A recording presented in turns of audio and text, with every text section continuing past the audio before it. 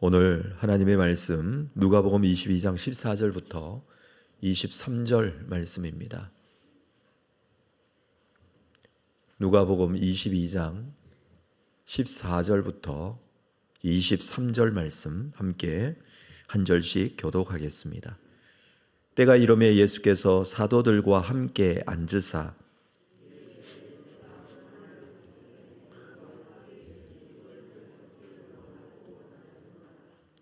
내가 너희에게 이르노니 이 유월절이 하나님의 나라에서 이루기까지 다시 먹지 아니하리라 하시고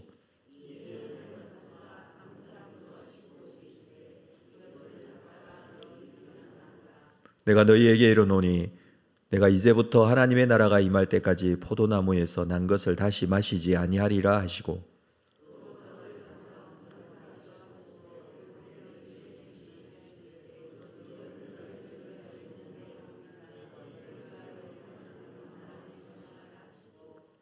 저녁 먹은 후에 잔도 그와 같이 하여 이르시되 이 잔은 내 피로 세우는 새 언약이니 곧 너희를 위하여 붓는 것이라.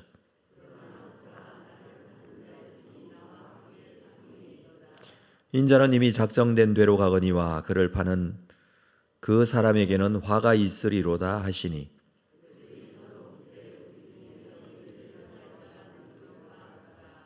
아멘. 예수님께서 십자가에 죽으신 시기는 절기상으로 유월절입니다. 예수님의 십자가의 죽으심과 유월절이라는 절기는 굉장히 밀접한 관련이 있습니다. 유월절은 이스라엘 민족에게 최대의 절기이기도 합니다. 이 절기에는 그들의 해방된 것을 기념하고 유월절에 그들을 살려주신 것에 대한 감사함으로 가족이나 친지, 마을, 동네 사람들이 모여서 함께 유월절 식사를 하는 것이 하나의 전통이었습니다.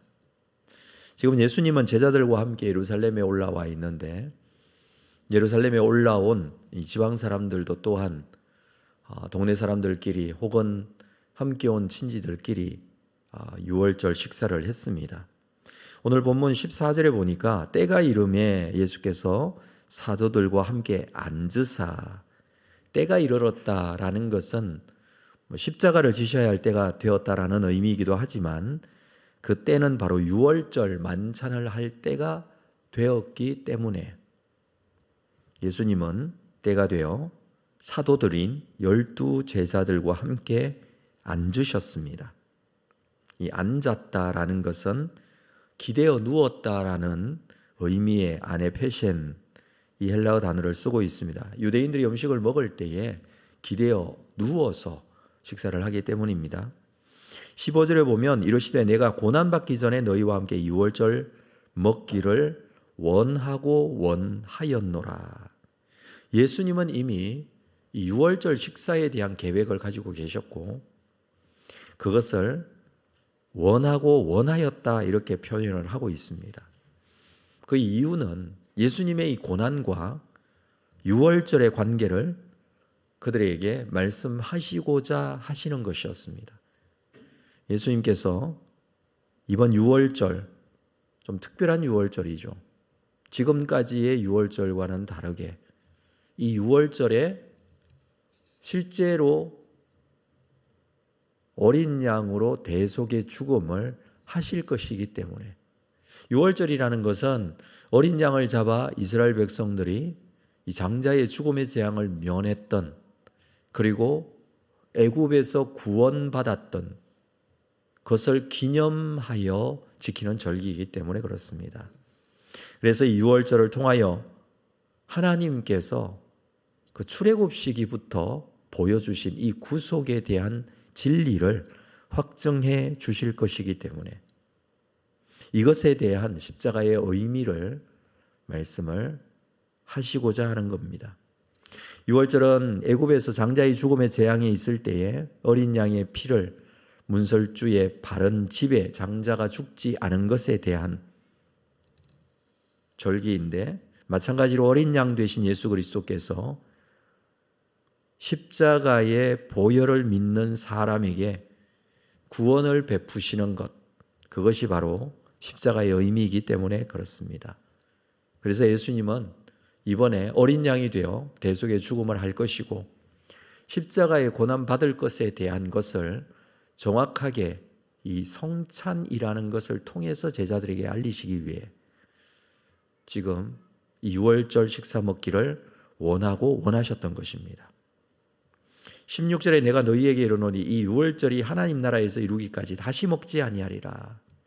예수님은 십자가에 죽으시기 때문에 이 유월절 식사가 마지막 식사입니다. 17절에 이에 잔을 받으사 감사 기도하시고 이르시되 이것을 갖다가 너희끼리 나누라. 먼저 잔을 받으시고 기도하십니다. 요즘 성찬을 우리가 할 때에 잔을 먼저 받는 것이 아니라 떡을 먼저 받죠. 근데 이 본문에서는 잔부터 받는다 이렇게 기록을 하고 있지만 이 유월절 식사는 같이 모여서 식사를 하는 그런 자리인데 예수님께서는 제자들과 함께 이 식사를 하고 있습니다. 유월절 식사 때에는 잔, 이 포도주 잔을 4번 정도 마십니다. 혹은 5번이 될 수도 있지만 거의 대부분 4번 정도 식사를 할 때 마십니다. 그래서 우리는 유대인들이 유월절 식사를 하는 순서를 참고로 좀 알 필요가 있는데 첫 번째는 식사를 주관하는 가장이라든지 대표가 먼저 기도를 합니다. 축복 기도를 하죠. 그리고 잔을 마십니다. 지금 17절에 있는 잔은 바로 그 잔이죠.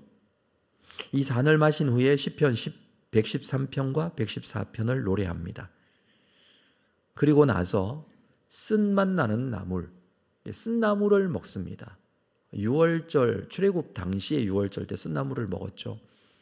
애굽에서의 고생을 기념하는 기억하라는 그런 의미로 이 쓴나물을 먹는데 이 쓴맛이 나는 채소들을 먹고 난 이후에 2번째 잔을 마십니다. 그리고 식사를 주관하는 자가 유월절 식사에 대한 뜻을 설명을 합니다. 그리고 양고기와 누룩이 없는 떡을 먹습니다. 이게 이제 가장 메인 식사 시간이 되겠죠. 그리고 그 식사를 위하여 감사하고 축사를 합니다. 그리고 나서 3번째 잔을 마십니다. 3번째 잔을 마신 후에 시편 115편과 118편을 노래한 후에 마지막 4번째 잔을 마십니다. 이렇게 해서 식사가 마무리되어집니다. 지금 식사가 시작되기 때문에 먼저 잔을 예수님께서 제자들과 함께 마셨던 것이죠. 그렇게 식사가 시작이 되어졌고 18절에 보면 내가 너희에게 이르노니 내가 이제부터 하나님 나라가 임할 때까지 포도나무에서 난 것을 다시 마시지 아니하리라. 마찬가지로 예수님의 십자가의 죽으심을 예고하고 있습니다. 그리고 이 식사의 의미에 대해서 말씀을 하십니다. 하나님의 나라가 임할 때까지. 하나님의 나라가 임할 때에 진정한 잔치가 이루어질 것입니다. 요한계시록에서 말씀하고 있는 마지막 때에 이루어질 어린 양의 혼인잔치, 예수님의 재림의 때에 이 어린 양의 혼인잔치로 인하여 하나님 나라가 완성될 것에 대한 말씀들을 요한계시록에서 말씀해 주고 있죠. 자, 그때까지는 식사가 이제는 예수님께서는 하실 수 없고 또 뿐만 아니라 포도나무에서 난 것, 이 포도주도 마시지 않게 될 것이다 이렇게 말씀을 하십니다. 계속해서 식사가 진행이 되죠. 19절 또 떡을 가져 감사기도 하시고 떼어 그들에게 주시며 말씀드렸다시피 양고기를 먹고 떡을 먹습니다. 이 떡을 먹을 때에 떡을 떼어 그들에게 주십니다. 자, 이 떡은 바로 누룩이 없는 무교병입니다. 이것을 떼어 주십니다. 떼어 주셨다는 것은 찢어서 주셨다라는 말씀이죠. 이것은 예수님의 몸이 찢겨질 것에 대한 것을 말씀하시는 것입니다. 그래서 이것은 너희를 위하여 주는 내 몸이라 그렇게 말씀을 하십니다. 너희가 이를 행하여 나를 기념하라. 기념하라는 것은 기억하라는 것입니다. 그래서 그것을 기념하여 우리는 성찬을 행합니다. 성찬을 행하면서 주님의 고난을 기억해야 한다는 것이죠. 마찬가지로 20절에 저녁 먹은 후에, 이것은 양고기와 이 떡을 먹은 후에라는 뜻입니다. 잔도 그와 같이 하여. 자, 이 잔은 앞에서 말씀드린 세 번째 잔입니다. 이 세 번째 잔, 이 잔을 나누면서 이 잔은 내 피로 세우는 새 언약이니 곧 너희를 위하여 붓는 것이라. 세 번째 잔을 마시시면서 이렇게 제자들과 함께 이 잔의 의미에 대해서 말씀을 하십니다. 떡은 예수님의 몸을 상징한다면 잔은 예수님의 피를 상징하는 것이죠. 이것이 새 언약, 내 피로 세우는 새 언약이라고 합니다. 예수님의 대속의 사실을 믿는 자는 죄사함을 받게 된다는 언약, 약속, 그 약속을 이 식사 시간에 이 만찬을 통해서 세우고 계십니다. 이 언약을 위하여서 자신의 몸을 내어주셨고 자신의 피를 다 쏟으셨습니다. 예수님께서는 이 약속, 우리를 위하여, 우리의 모든 죄를 구속하기 위하여 십자가의 죽으심, 그 죽으심의 의미를 이 유월절 식사를 통해서 말씀을 하시고 그들에게 가르치고 계신 것이죠. 이제부터는 유월절은 예수님의 죽으심과 부활을 기념하는 성찬식으로 새롭게 제정된 것입니다.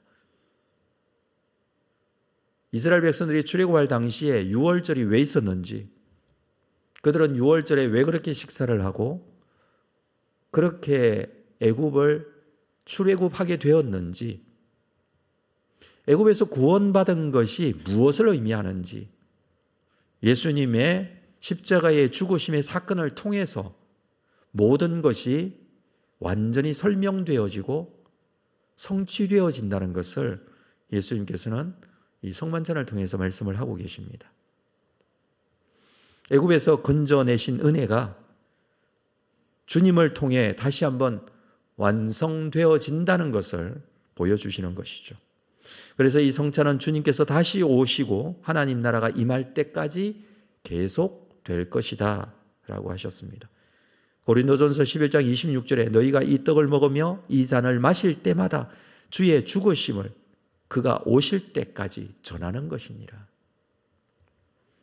그래서 우리는 성찬에 참여를 하죠. 주의 죽으심을 기념하죠. 재림시까지 전하는 삶을 살게 되는 것입니다. 이런 성찬식, 이 주의 만찬이 진행이 되는 이 상황에서 또 이것에 대한 정확한 설명을 예수님께서 제자들에게 해주시는 이 상황에서 21절 말씀을 볼까요? 그러나 보라, 나를 파는 자의 손이 나와 함께 상위에 있도다. 아직은 드러나지 않았지만 예수님은 알고 계셨습니다. 가룟 유다가 이미 예수님을 배신하여 예수님을 돈을 받고 팔 것에 대한 것을 알고 계셨습니다.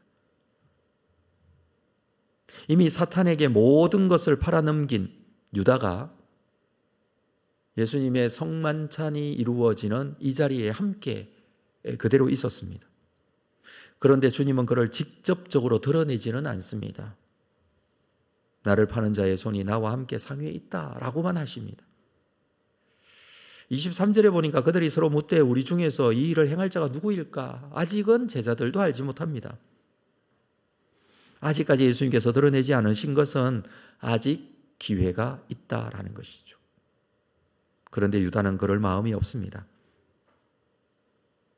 우리가 이 고난주간을 보내면서 예수님의 이 죽으심에 대해서 기념하는 이 성만찬에 대해서 우리가 함께 말씀을 나누면서 우리 자신에 대해서 어떻게 할 것인가를 좀 돌아봐야 할 것 같습니다. 주님의 십자가의 죽으심의 의미는 우리를 구원하시고 그 구원을 완성하신 것을 기념적으로 보여주는 성만찬입니다. 비록 지금은 기념하기 때문에 식사를 하듯이 하는 것이 아니라 기념하여서 작은 전병조각, 아주 작은 이 포도주 한 잔, 이렇게 우리가 기념하여 먹고 마시지만 여기에 담겨진 예수 그리스도의 구속의 완성의 의미, 이것을 기념하고 기억하고 다시 한번 되새기고 우리의 삶 속에 적용하며 살아야 할 것입니다. 예수님께서 만찬을 하시는 이 거룩한 시간에 가룟 유다는 여전히 예수를 팔 궁리만 하고 있었고 그 마음을 돌이킬 생각은 전혀 없었던 것을 우리는 보게 됩니다. 우리가 주님께서 나를 위하여 죽으심에 대한 묵상, 그것에 대한 하나님의 은혜에 대한 생각, 이것을 놓치지 않기 위해서 다시 한번 고난주간을 보내면서 주님의 십자가의 의미를 깨달아야 할 것입니다. 이것이 형식적이 되고 이것이 그냥 지나가는 시간이 되고 아무런 의미가 없는 그런 시간이 된다면 가룟 유다와 무엇이 다르겠는가라는 것입니다. 여전히 가룟 유다는 예수님과 함께하고 있습니다. 이 만찬에 함께하고 있습니다. 똑같은 표정을 하고 제자들과 함께 앉아 있습니다. 그런데 그의 속마음은 전혀 다릅니다. 이중적인 그런 모습을 보여주고 있죠. 우리의 신앙의 모습이 이런 이중적인 모습은 아닌지, 예수님께서는 구원을 완성하시고 누구든지 이 사실을 믿는 자에게 베풀어 주시는 하나님의 은혜가 우리 모두 앞에 있습니다. 이 사실을 우리가 다시 한번 확인하고 내 힘과 능력으로가 아닌 이 세상의 것으로가 아닌 이 하나님의 은혜로 우리가 살 수 있다는 이 믿음 가지고 그 은혜에 대해서 감사하며 주님의 십자가와 그 죽으심을 깊이 묵상하고 구원에 대한 확신과 믿음으로 주님 앞에 승리하는 또 감사가 있는 귀한 삶이 될 수 있기를 주님의 이름으로 축복합니다. 기도하겠습니다. 여전히 가룟 유다의 손은 주님의 만찬의 상위에 있었습니다. 이중적이고 가식적인 모습이 가룟 유다의 모습이었지만 예수님께서는 여전히 그에게 기회를 주시며 이 만찬에 대해서 예수 그리스도의 십자가를 나의 십자가로 믿고 나를 위하여 십자가에 죽으셨음에 대한 확신과 믿음으로 나아가는 자에게 구원을 베풀어 주심에 대해서 말씀하십니다. 우리가 믿는 예수, 우리가 믿는 이 구원이 다른 것이 아니라 예수 그리스도의 십자가로 말미암은 것이라는 사실, 우리가 잊어버리지 않도록 인도하시고 하나님께서 이렇게 베풀어 주신 놀라운 구원의 은혜에 대해서 감사를 놓치지 않고 이 고난주간 주님의 십자가를 더 깊이 우리 가슴 속에 담는 귀한 시간이 되기를 원합니다. 일상을 통해서 세상에 빠져 있다가 놓쳐버린 이 은혜를 회복하여서 우리의 마음 속에 이 구원의 확신과 믿음으로 승리할 수 있도록 우리 가운데 이번 고난주간에 함께 하시고 인도해 주실 줄로 믿습니다. 우리가 기도의 자리에 더욱더 깊이 기도하며 주님의 고난을 묵상하고 구원에 대한 확신과 믿음으로 흔들리지 않도록, 그리고 흔들리지 않는 믿음으로 날마다 주님께 더 가까이 승리하는 삶을 살 수 있도록 인도하여 주옵소서. 예수님의 이름으로 기도합니다. 아멘.